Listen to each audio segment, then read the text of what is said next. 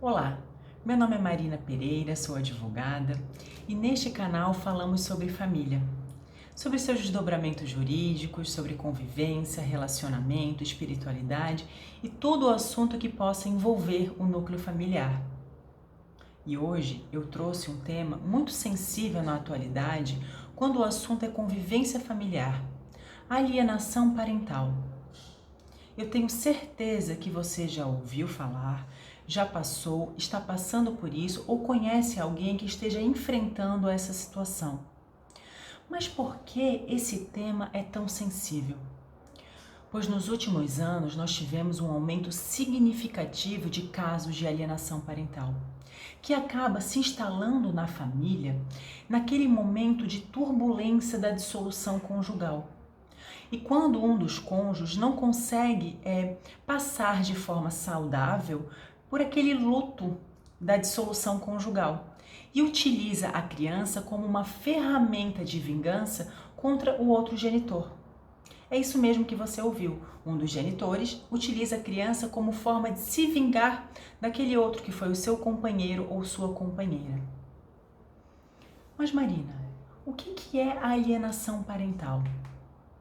A alienação parental é toda interferência na formação psicológica da criança induzida por um dos genitores, pelos avós, pelos tios ou por qualquer pessoa que tenha a responsabilidade sobre aquela criança ou sobre aquele adolescente, até chegar a um ponto que a criança começa a repudiar o outro genitor. Ou seja, um genitor inicia uma campanha de desqualificação contra o outro genitor, até chegar a um ponto que a criança, sozinha, não vai mais querer ter contato com seu pai ou com sua mãe. E ela pode ocorrer de diversas formas. A lei de alienação parental nos traz diversos exemplos do que pode ser considerado um ato de alienação parental. Como, por exemplo, falas depreciativas contra o outro genitor. Ah, o seu pai não te ama. Ah, ele não gosta de você. Ah, o seu pai não presta. Ah, o seu pai é aquilo, o seu pai é aquilo. Ah, a sua mãe saiu esse final de semana e deixou você aqui comigo só para ir para farra porque ela não te ama. Então, são várias falas que o genitor alienador usa para tentar induzir a criança a instalar dentro da criança um sentimento de repugnância contra o seu pai ou contra a sua mãe. Outro exemplo é quando há a concorrência por afeto. Por exemplo, filho, você ama mais a mamãe ou você ama mais o papai? Ou, por exemplo, quando é o final de semana de convivência que a criança vai passar com o genitor alienado. E o genitor alienador utiliza de falas assim: ah, se você for, a mamãe vai morrer. Ah, se você for esse final de semana com a sua mãe, o papai vai morrer. O papai não vai conseguir aguentar.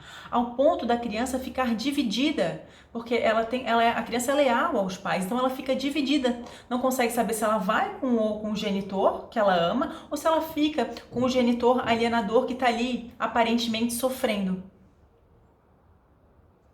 Outro exemplo de alienação parental é dificultar a convivência do genitor alienado com a criança. Por exemplo, quando o genitor tenta ligar para a criança, fala: ele está na casa de um amiguinho. Ah, esse final de semana ele vai passar com a tia. Ah, ele não quer falar com você, liga outra hora. Ah, você não dá a bola para o seu filho e agora vem aqui tentar procurá-lo. São tantas as falas que agora nem caberia a gente tentar apresentar todas. Outra forma de alienação parental é quando o genitor alienador impede o genitor alienado de exercer o seu direito de conviver com o filho. Aí vamos supor, no final de semana de convivência daquele pai ou daquela mãe, ele fala que a criança não está em casa, ele sai de casa com a criança, ele não atende o celular, ele não atende a campainha, ele não atende o interfone, ou seja, cria vários obstáculos para que aquele pai ou aquela mãe, que é o genitor alienado, possa conviver com o seu filho. Outro exemplo de alienação parental e que é muito comum é o genitor alienador mudar de endereço, mudar de domicílio sem nenhuma justificativa. sem sequer avisar o genitor alienado, só como forma de dificultar a convivência. Aí acaba se mudando para um lugar longe, muda de cidade. Isso é muito mais comum do que a gente imagina. Outro exemplo é ocultar informações importantes sobre a vida daquele filho, sobre questões escolares, questões de saúde, ou seja, todo o assunto que envolve a vida daquela criança. O genitor alienador não comunica para o genitor alienado, que seria um dever do genitor que tem a guarda de fato da criança, passar essa informação para o outro genitor. Isso é um dever que os pais têm de trocarem essas informações sobre a vida do filho. Porque uma coisa que a gente sempre diz, o que acabou foi o par conjugal, não o par parental. O par conjugal acabou, mas eles sempre vão continuar sendo pais dessa criança. Então eles precisam retomar o diálogo, eles precisam saber dialogar para o bem daqueles filhos. Esses são só alguns exemplos, pois são várias as situações que caracterizam a alienação parental. Mas o que eu gostaria de ressaltar aqui hoje é que quando a alienação parental é detectada, toda a família precisa de ajuda. A criança, os filhos precisam de ajuda, a criança ou o adolescente. O genitor alienado precisa de ajuda, porque isso gera um sofrimento em toda a família. Inclusive e principalmente o genitor alienador precisa de ajuda. Pois, se ele não for tratado no seu desequilíbrio, porque fazer isso com uma criança é um desequilíbrio, os atos de alienação parental não vão acabar. Porque o genitor alienador, o pai ou a mãe que comete a alienação parental, está passando por um momento de desequilíbrio por não conseguir superar as mágoas, o luto pelo fim daquela dissolução. Ele não consegue lidar com esses sentimentos. Ele acaba formando uma ideia de que foi abandonado e utiliza essa criança como uma ferramenta de vingança. Ou seja, ele cria planos cruéis e utiliza essa criança, coloca essa criança nos seus planos mirabolantes para conseguir atingir aquele outro genitor, para conseguir, na sua psique, se vingar daquele outro genitor. E quando isso acontece, quando nós estamos diante de um genitor que não consegue superar o término daquela relação conjugal e acaba praticando atos de alienação parental para atingir, para se vingar, para machucar aquele outro genitor que foi seu companheiro ou sua companheira, é nítido, isso é muito perceptível nesses casos, que ele não consegue separar o par conjugal do par parental e entender que o que acabou foi o par conjugal. O par parental ainda continua. O divórcio, a dissolução, ele não acaba com a família. A família continua, o que muda é a sua formação, é a sua estrutura. Aí, dentro da sua imaturidade emocional, porque isso é uma imaturidade, praticar alienação parental contra uma criança, esse genitor alienador tira dessa criança ou desse adolescente o seu direito fundamental de receber amor, de receber afeto, de receber carinho, de poder conviver com o seu pai, de poder conviver com a sua mãe. Porque esse genitor que comete essa terrível maldade, porque isso é uma crueldade que se faz na infância, que se faz na adolescência, não consegue mensurar os danos psicológicos que ele está trazendo para a vida do filho. E que muitas vezes essa criança, esse adolescente vão levar sequelas por toda a sua vida. Bom, Marina, mas o que acontece com o genitor alienador?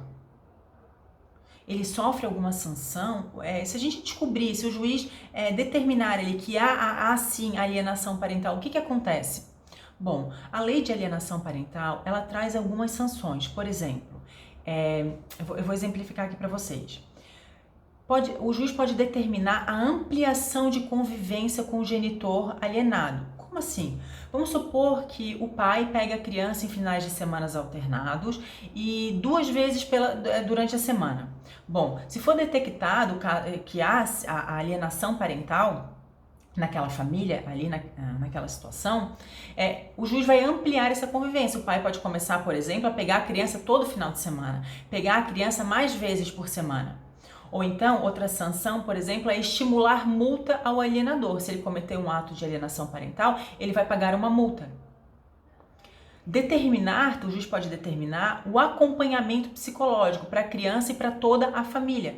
E esse é um ponto que, pelo menos, eu sempre tento esclarecer aos meus clientes, que não precisa chegar a esse ponto de o juiz determinar que a família passe por um psicólogo. Antes mesmo de chegar a essa situação no judiciário, já é importante que a criança tenha um acompanhamento psicológico, que o genitor alienado tenha um acompanhamento psicológico e principalmente que o genitor alienador seja chamado a participar também dessas terapias, porque isso vai fazer bem para toda a família.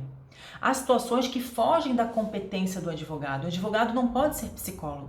O advogado tem a função de instruir juridicamente os clientes naquela situação. E é muito importante, sim, eu friso aqui, que essa família tenha um acompanhamento psicológico.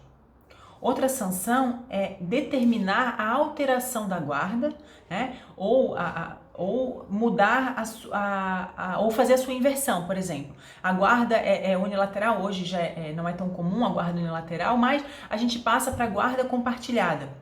Ou então, inverter essa guarda. Se hoje a residência base da criança é junto com a mãe e ela que é a genitora alienadora, agora a residência base dessa criança passa a ser junto com o pai, que é o genitor alienado. E a mãe vai ter o direito de conviver com essa criança. A gente inverte essas situações. Outro ponto também é a suspensão da autoridade parental, que seria a sanção mais grave. Mas o que nós não podemos fazer é fechar os olhos para essa grave violência que as crianças e os adolescentes sofrem. Pois na grande maioria dos casos, a alienação parental acontece de forma silenciosa e dentro do local mais íntimo das famílias, e por isso mesmo de difícil detecção, que é o lar, é dentro das nossas casas. Isso às vezes acontece, essa indução que o genitor alienador faz, acontece dentro de 4 paredes e é muito, às vezes, provar. Principalmente nós advogados temos muita dificuldade de produzir provas sobre a alienação parental. Por isso aí a importância de um acompanhamento psicológico, porque o psicólogo pode dar um laudo. E nesse laudo já é uma grande força para você, se você precisar tomar alguma medida judicial.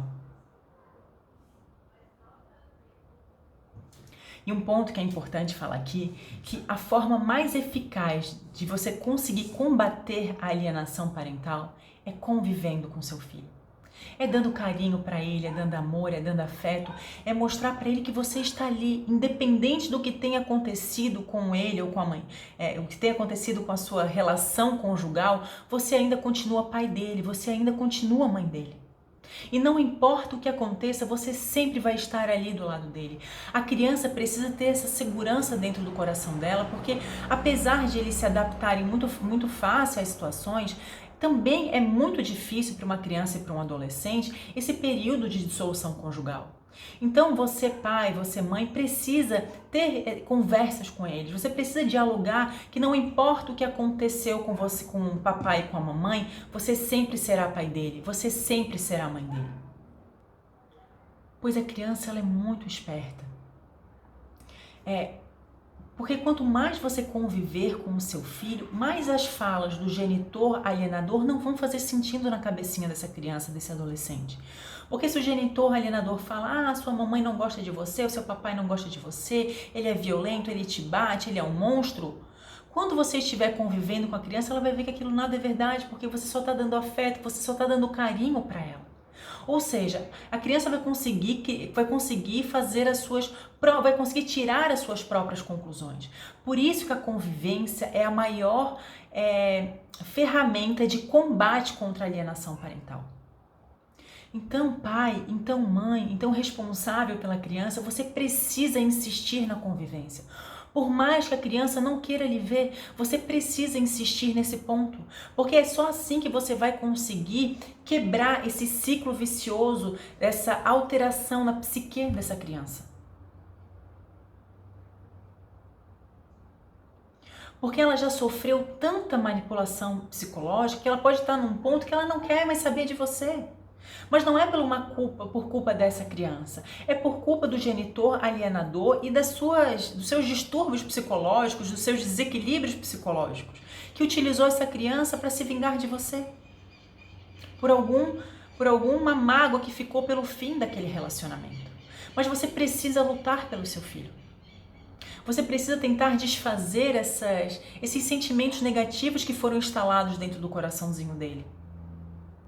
Se você não estiver conseguindo enfrentar essa situação sozinha, procure a ajuda de um psicólogo, converse com ele. Procure a ajuda de um advogado. Eu tenho certeza que juntos vocês vão conseguir encontrar a melhor solução para essa situação. E principalmente, não desista do seu filho. Lute por ele. Busque estar presente na vida dele. Envie mensagens, mande fotos, pergunte como ele está. Está difícil de ver o seu filho?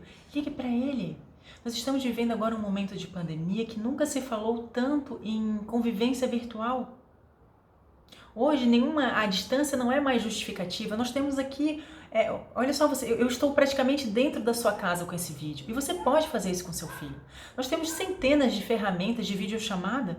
O que é 5 minutos do seu dia para perguntar como ele está? Como que foi o dia dele?